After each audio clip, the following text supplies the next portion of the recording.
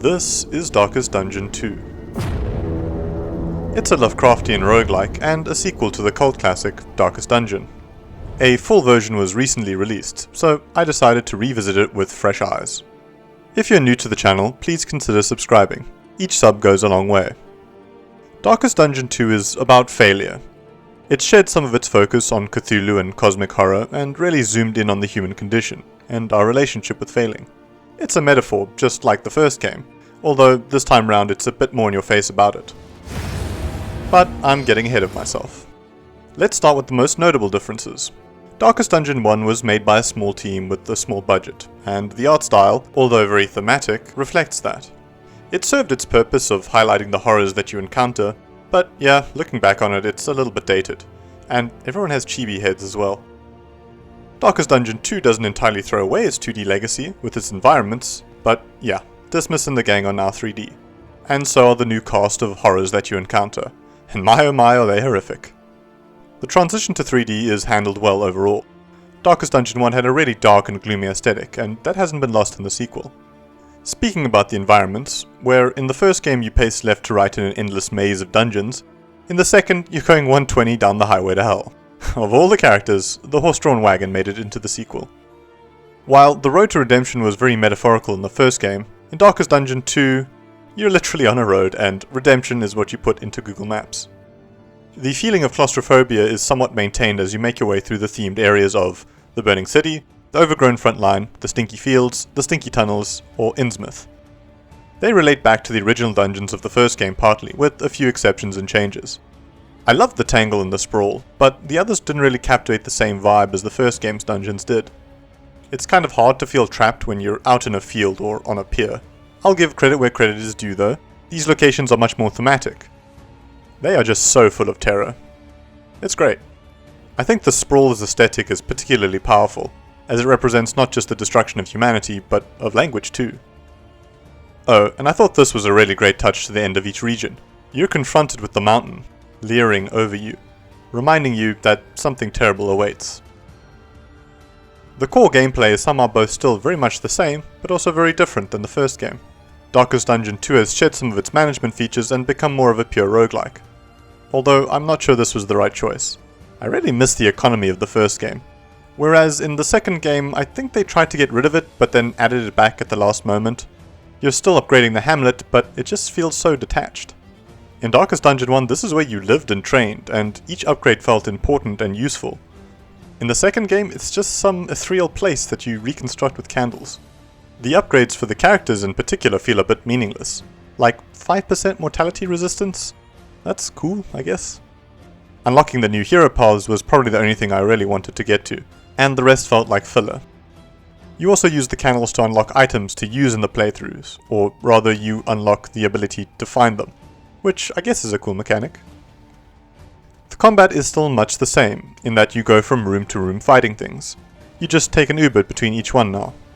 And there's some more variation in the points of interest. These are cool, but they effectively serve the same purpose as the curios and treasure rooms of the previous game.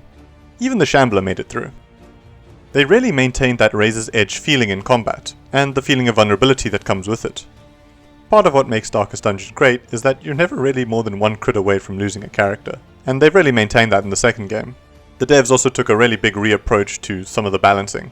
Healing and stress healing got a big nerf because they realized in the first game that you could kind of spam them to mitigate all the risk. Stuns were also very OP and now they're a lot less common. Perhaps the biggest change to the combat is that it feels a lot more accessible. I think the devs realized that players like it when they understand what the fuck is going on in the combat. Especially when losing a fight means losing hours of progress. In the first game, it legit took like 6 hours to train up a character to the highest level, and then when you lost them in an uncontrollable situation, it sucked really hard. Darkest Dungeon remedies this with the token system. Now you don't have to run 2 separate calculations and a statistical analysis on whether you should try attack a target, the dodge token on them tells you that you shouldn't. I think our ape brains work better with big round numbers. The new system results in the player knowing what's going wrong in the combat and gives a better sense of control over the outcome of the fight. Don't get me wrong, there is still a lot of dice rolling, but now you at least know when you're taking a chance. Some might see this as a dumbing down, but jeez, I really don't miss all the missing that you did in the first game. Additionally, the combat is still very snowbally, in that when things are going wrong, they only get worse. Failure is often exponential, and also non-Euclidean, as Lovecraft intended. The stress mechanic got a bit of a makeover, but it effectively functions the same.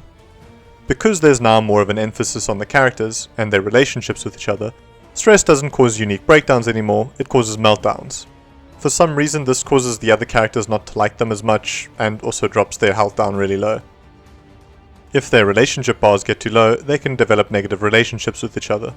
This can cause all kinds of grief, just the same as the negative breakdowns in the first game, like characters attacking each other, shuffling out of position, etc.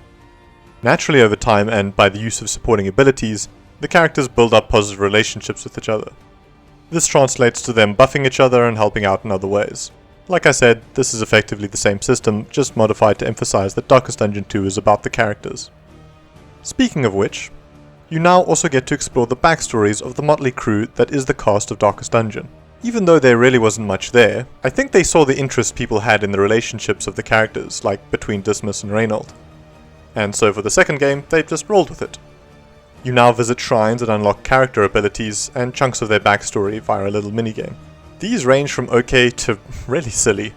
Like, a combat puzzle works if the backstory involves combat, but none of it involves looking out a window or pickpocketing a key. I kinda prefer the ones where the narrator just gets to speak. Guilt was a pursuer he could never outrun. A prison he would never escape. Speaking of which, if you played the first game, you probably, scratch that, you definitely remember the narrator. He's perhaps one of the best voices I've ever heard in a video game. He speaks with this gothic prose and, well, the voice actor literally does Call of Cthulhu audiobooks. I think it's thanks to him and the collective style of the game that Darkest Dungeon has done so well. I just can't forget some of his amazing lines. Like, Remind yourself that overconfidence is a slow and insidious killer. That's why I say with regret that the narrator in the second game is far more muted. He's still shit-talking me whenever I miss, which is great, but I felt like overall there were far fewer voice lines, and they're not as verbose and archaic. A lot of them err on the side of plain. Or perhaps he just doesn't get enough time to use his big words. I mean, there are still some good ones, like War. Rewards only. Resignation.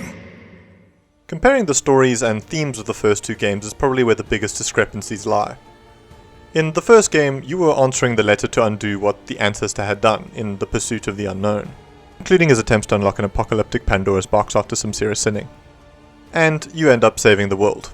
For a time. You make it to the end of a long and arduous playthrough, only to find that you've only delayed the inevitable. Very cosmic Lovecraftian horror shenanigans.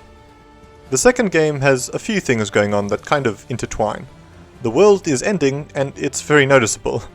It's been put off its axis, and the cosmic equation has become unbalanced. Again, it's up to the ragtag team of bastards, heretics, and lepers to come undo it. I think this is great because if the world was ending, you wouldn't want knights in shining armor to come save you. You'd want battered souls who have known fear and failure in ample portion. However, this time round, it's not the tragic extent of the ancestors' failings that is making the world go wonky, it's you to blame. Spoilers ahead. Now, you might have assumed that the voice narrating the story again is the ancestor. It's voiced by the same guy after all. But no, it's someone new. Your professor and mentor. As the story progresses, you revisit the memories of your sinister past. The two of you delve deeper and deeper into the occult and eventually uncovered some dark and cosmic truths.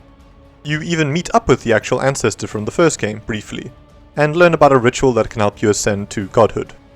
Where the ancestor fails, you succeed because of the one thing you have that he did not. A close friend to sacrifice. Your professor. This unhinges reality, and the earth gets flipped right upside down. You flee the scene of the crime, or at least a part of you does, cowering from what you have done. So, the progression of the game is you going down memory lane and reliving what happened, so that you can confess to and overcome your failings. It's very metaphorical, and the bosses all reflect this. You unshackle your mind, take a deep breath, overcome your rage, and finally confront yourself. Where the first game was more focused on illuminating the museum of failures that the ancestor left behind, Darkest Dungeon 2 is more about coming to terms with our own failures. The ending puts it well. and yet in each of us, a hopeful light. Holding fast against the hellish shadows that gather between our good intentions. I was absolutely struck by how great this line was. But then it's followed by perhaps the silliest thing I think the game could have said. You may have noticed that there aren't really dungeons in Darkest Dungeon 2. That's because the Darkest Dungeon was actually inside of us all along. Well, that's at least what the game suggests with its closing line. The Darkest Dungeon is a metaphor for the worst parts of ourselves, that the light shines against. Yeah, I'm not sure that one lands. Also, why the fuck does the mountain look like that? Darkest Dungeon 2 is a direct improvement to its predecessor in a lot of ways. But along the way, I think it lost a bit of what made the original so addictive. The second game just didn't feel as rewarding. I guess the stakes just weren't as high. And I think that is really at the core of this comparison. Darkest Dungeon 2 is somehow a much better game than the first, in terms of core gameplay and design, but I think it was the obscene difficulty and lengthy campaign of the first game that made it such a compelling experience. Heroism only means something in the face of utter annihilation. Bravery, and in turn miraculous success, means nothing if it isn't coupled with an equal, if not higher chance at failure. Thanks for watching.